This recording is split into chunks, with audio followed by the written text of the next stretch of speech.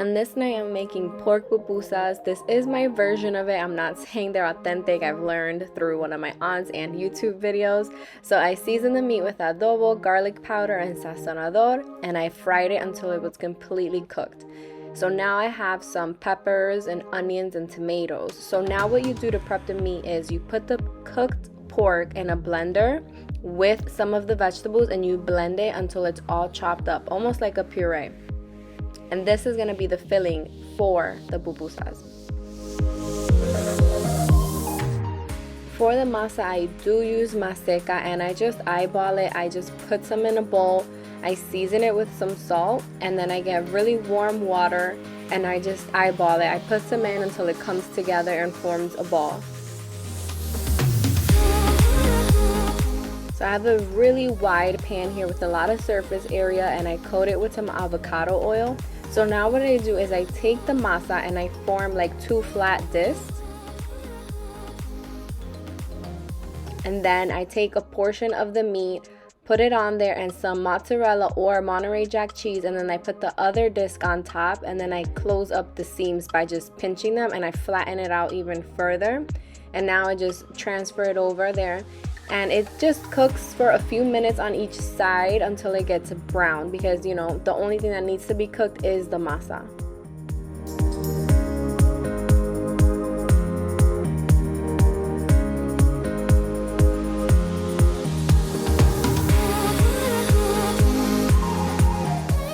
I do like to serve the pupusas with curtido, which is pretty traditional. I did make some myself a few weeks before this video. It's just coleslaw with vinegar and water and onions.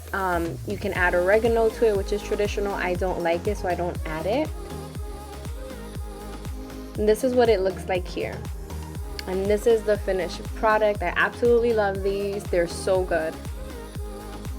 Today I'm making sancocho or soup, whichever one you like to call it. I have some salchichon in the pan with some avocado oil, sofrito, and tomato sauce. I'm adding some salt, sazon, and adobo, and I just kind of let that cook together. I added some black pepper. That's the base to the soup. I'm adding potatoes and corn, and I have some chicken thighs also. I covered it with water and put the lid on it, let it cook until the chicken was fully cooked, probably like 25-30 minutes. And now I took off the lid so it can thicken up a bit.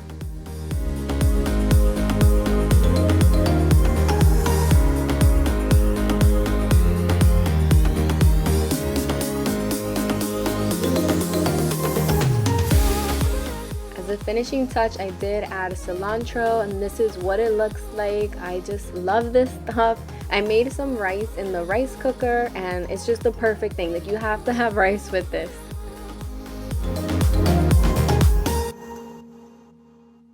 So this soup starts off with some bacon. I have it in this small pat, just rendering out the fat. I'm grating some carrots into nice shreds, and I'm gonna take out the bacon. It's nice and crispy, and I'm gonna leave the grease in there so that I can cook the vegetables. So I have some onions and some carrots.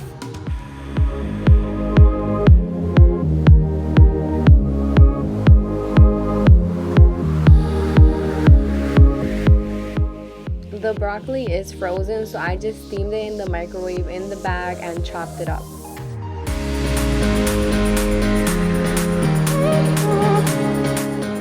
Now I'm gonna add potatoes. They are raw and I chopped them into really small pieces so that they would cook fast. Now they're all cooked, so I'm gonna take a potato masher and just smash them up a bit just to thicken the soup.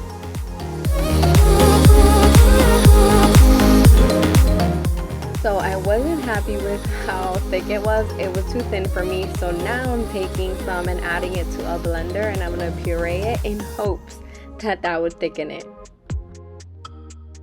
Now I'm gonna add that pureed soup back in the pot. I'm gonna give it a stir. I'm gonna add a splash of milk just to add some creaminess and good flavor. And now I'm gonna load it up with some mild cheddar cheese. You can use sharp if you like, and just stir it up. So I still wasn't happy with how thick it was. It was too thin. So I have some room temperature butter and some flour here, and I mix it up to make this paste, which is called roux. And I I'm going to add that to it. This finally thickened it, and word of advice, don't worry about mashing it like I did or putting it in the blender. Just make this brew, throw it in, it does the trick. Now I'm going to add the cooked broccoli into it.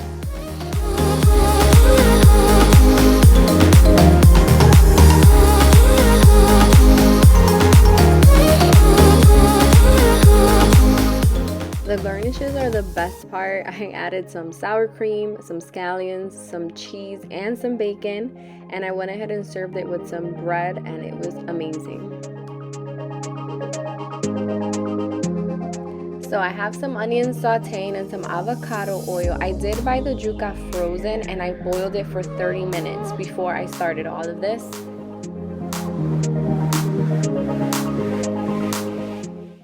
Once the onions soften up a bit, I go ahead and add the cooked YUCA. And YUCA's pretty dry, so I did add a good splash of avocado oil on top, and I'm seasoning it with some salt. This is the salmon here. I just have avocado oil in there. I seasoned it with salt and pepper really simply, and I'm just going to cook that until it's fully cooked. Once the salmon is fully cooked, I'm going to finish it off with some butter and a squeeze of lime, and I'm going to get back to the YUCA. I'm going to add a ton of chopped garlic. I feel like this is what makes it. It's absolutely necessary. And I go ahead and give that a stir. I'm going to cook the garlic for about 2 minutes, not much because I don't want it to burn. And I'm also going to finish the YUCA with a squeeze of lime. If you don't have lime, you can use white vinegar. I served it with some rice and beans, and this was just classic comfort food. It was delicious. This is my toddler's plate. She does eat about the same things we do. Tonight I am making pastelon, which you will need some maduros for, some ground beef, and some cheese, and a few other ingredients. So the way you peel a maduro is kind of the same way you peel a plantain, but it is easier. So you just kind of make a slit with the knife and peel off the peel. Then I'm cutting it lengthwise into like thin planks. I do suggest cutting the maduro in half and then slicing it into the planks. It was easier. So now I'm going to go ahead and fry them till they're golden. Don't judge my fryer. It is well loved. So now for the meat mixture, I'm going to add this ground beef into my saute pan, and I'm going to just chop it up. Then to season it, I'm using salt, adobo, and I will use some sazon powder in there. And just mix it all together. Now that the beef is fully cooked, I didn't have to drain it because there wasn't a lot of grease. I'm adding sofrito and tomato sauce.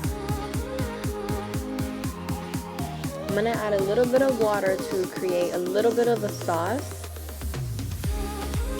And then I'm going to add the cheese, and this will get nice and thick.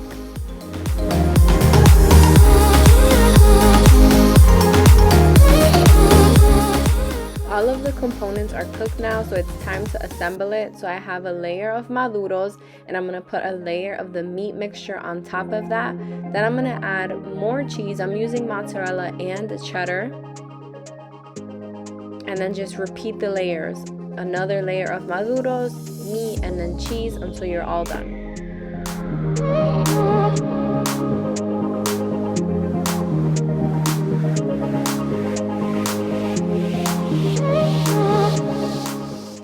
This is what it looks like, and this is what is key. I have some scrambled eggs here, just one with a little bit of water, and you just beat the egg, and you're gonna pour this all over the top of the pastelon.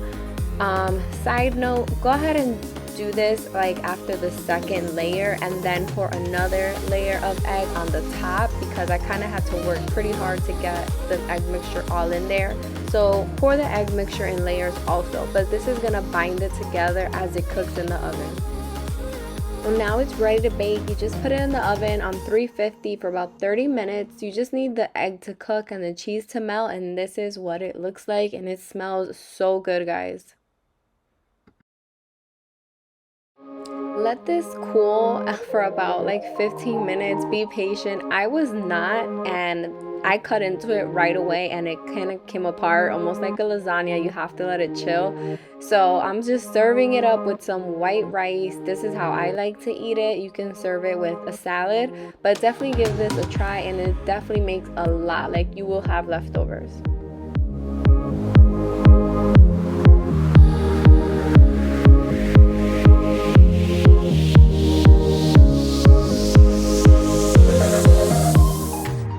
Hope you guys enjoyed this video. Give it a thumbs up, subscribe, and I'll see you guys in the next one. Bye.